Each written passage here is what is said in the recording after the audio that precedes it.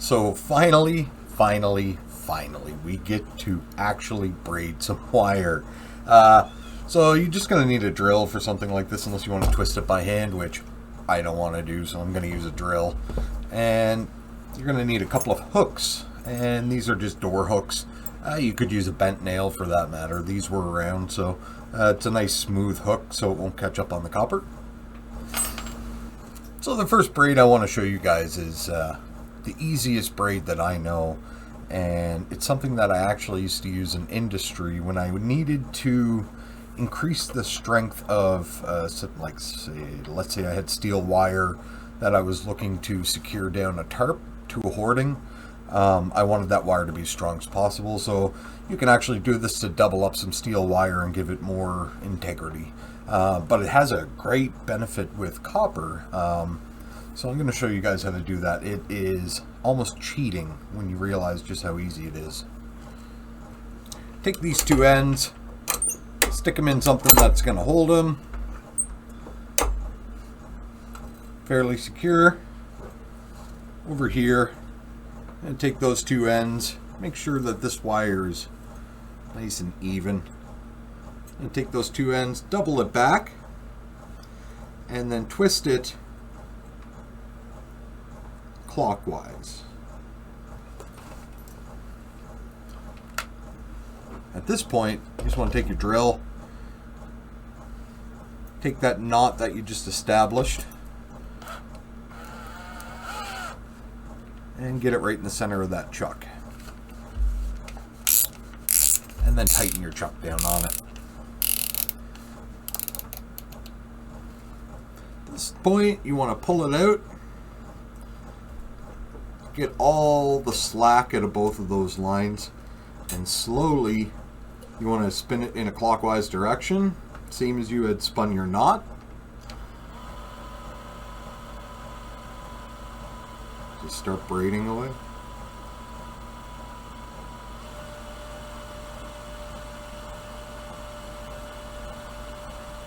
It will equal itself out.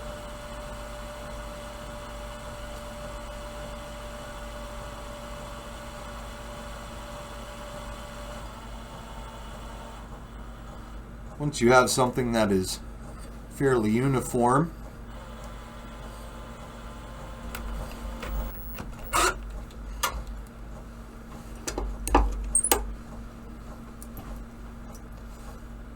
we now have a piece of 2-wire braided rope.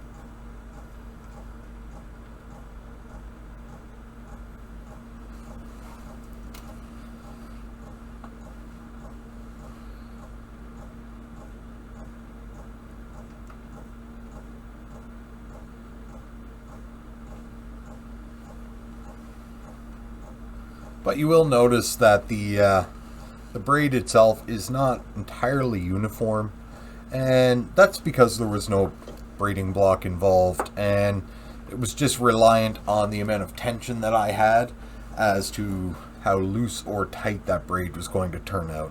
So we're going to take the human out of the equation somewhat in the next one, which is going to be a 3-strand, and that should have a lot more uniform braid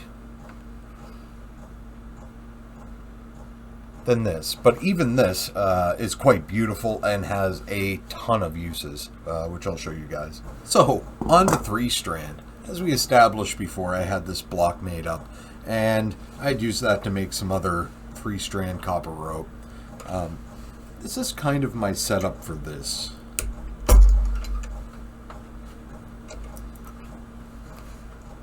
I just do a twist on the top here. It's a clockwise twist. Same kind of thing on the bottom, and it gives me a nice place to put a hook into and then attach that into the vise. Up here, this hook attaches into a hook that I've just put into the drill. So I'm going to give this a shot and show you guys a bit of a 3-strand braid.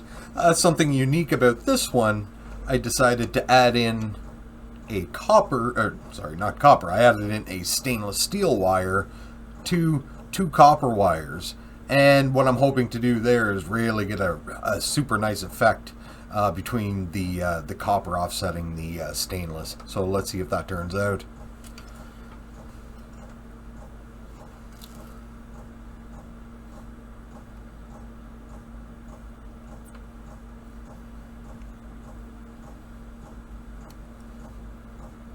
You gotta fit that in there nice and snug.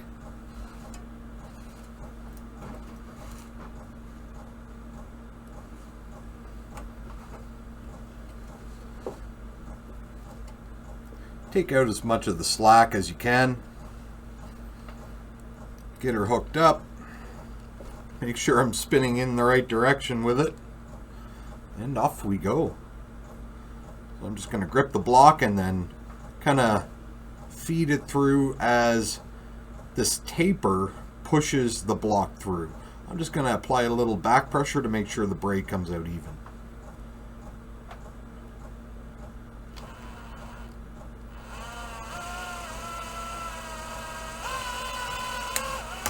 Nope. It's alright. So we got a little bit of a braid there. I'm going to try to get a bite onto it. See if I can salvage this.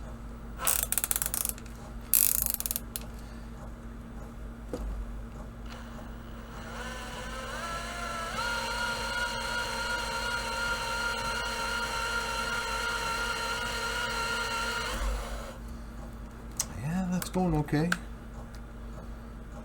Didn't break off, just slipped off.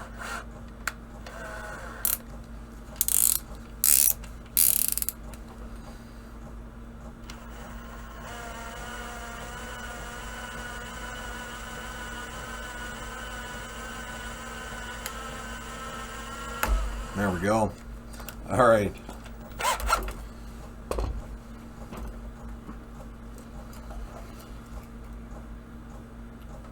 So after getting a little rammy with that, after I broke the end off, at the end there, I snapped it away from the connection to the vise. I could have stopped previous to that and then undone all of that connection and connected in more wire and soldered it and then braided a much longer piece, or just used a longer piece. So the pieces that I'm doing here are, you know, it's a very short length of rope, but it's for demonstration purposes.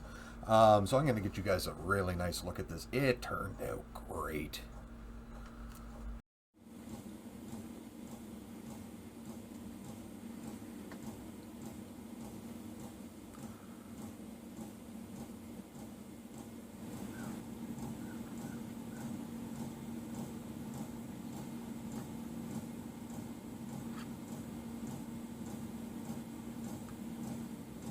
So on to 6 strand. I'm going to throw caution to the wind in this one. I'm not going to put the hook in the end of the drill, as it seemed to work better that way anyhow. So I just took 3 strands and doubled them back on themselves and created just a small started braid for 6 strand on the bottom.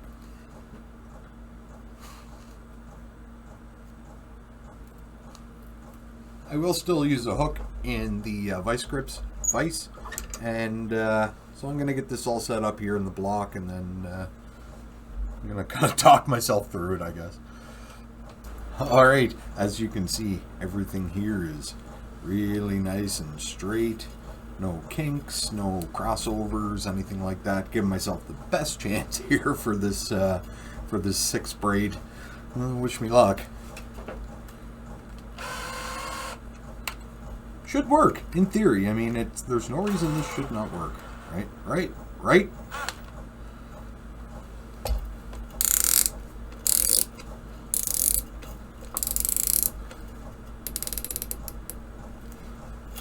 Uh-oh. Okay, yeah, no, we're good.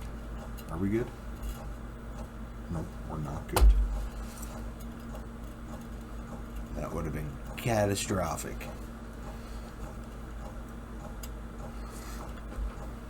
Okay, here we go.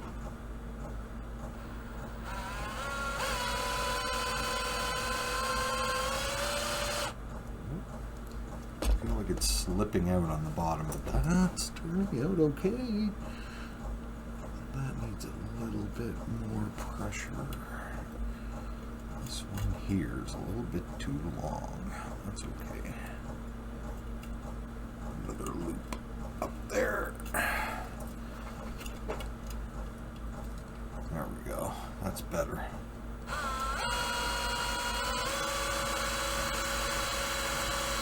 It's binding up on that one, but oh yeah, you can see it coming out there. That's not terrible.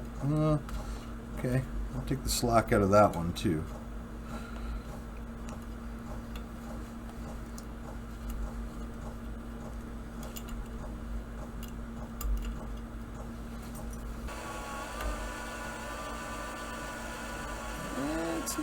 It's not terrible. It's not the best, but it's not that. Hey man, that's for the first shot. I'm pretty happy with that.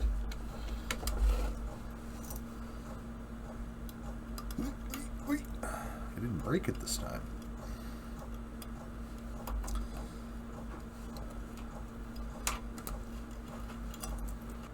First run with the 6 strand is not too bad.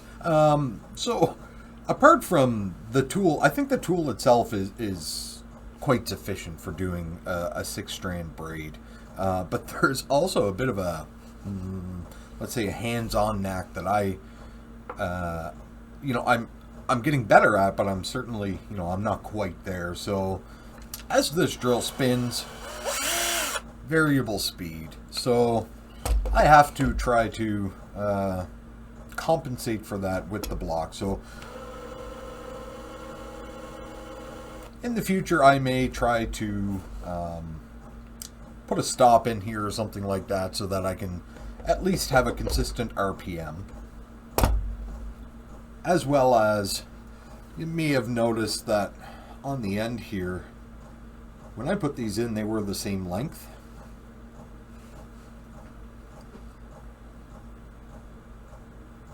They are now not the same length. So that tells me that when I was braiding this through, it was pulling at least on 1 or 2 of these, and that was enough drag to cause some more wire to feed on one side and less wire to feed on the other. And ultimately that led to a couple of spots within this braid right at the end here that started to get a little bit chunky and not like the perfection that we have down here. This is still really usable. I would use this for something like an expanded braid. So I would solder the ends, and then you can really expand that out and make some really cool wire work from that.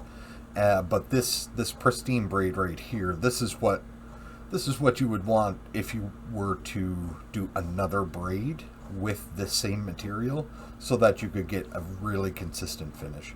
But overall, the 6 strand is a-okay.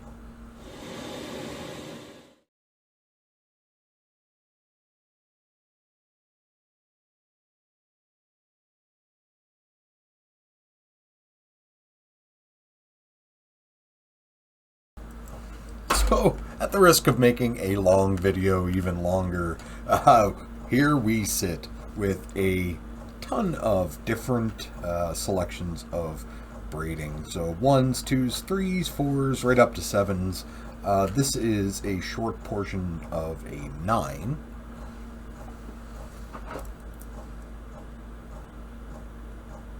That looks super cool. I've got a bunch of this stuff soaking in the vinegar bath right now, the 9 strand. You may have noticed that my voice might have changed as well, so I got a head cold in the middle of recording this video. Yay. But that's okay, because we're almost done here. The blocks worked fantastically, and I was able to produce some really super tight, fine braids on this, of different styles, qualities. As well, I integrated some of the stainless steel wire into some of these. So like the 4 here has a stainless steel wire core, as does the 7. And this crossbow looking thing is also a 7 with a different braid style. So all in all, I mean, this is fantastic for me personally, because getting access to copper wire and braided copper wire can be really expensive. So to be able to do it myself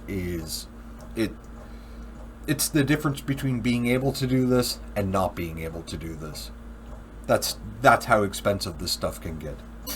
So if you remember, we started all this with POTS cable, or plain old telephone service cable, and it's really only half the story, because on the other side of this is a high carbon steel, let's call it a bearing line or a weight line, which is what holds up the copper when it's hanging in the air. So I've got just as much of that other steel wire, which is 3/16. A little bit harder to work with, but I may do a video on that someday. So, we took this literal trash and turned it into these wonderful, useful braids for my upcoming commission. So this is all going to be integrated into the wire horse commission that I have coming up. I'm holding off on showing you guys a lot of the construction on that just yet, so I'd like to get ahead of the curve and have the commission in the individual's hand before they ever see that product being built or displayed on this channel. So you can expect that coming up within the next few weeks.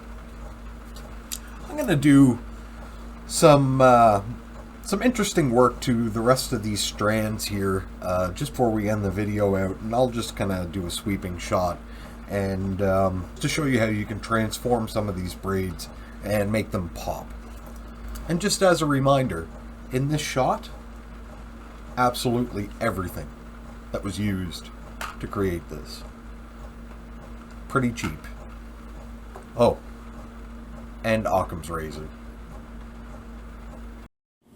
So with a little bit of hammering, and this one has an artificial patina, you can expand it, flatten it,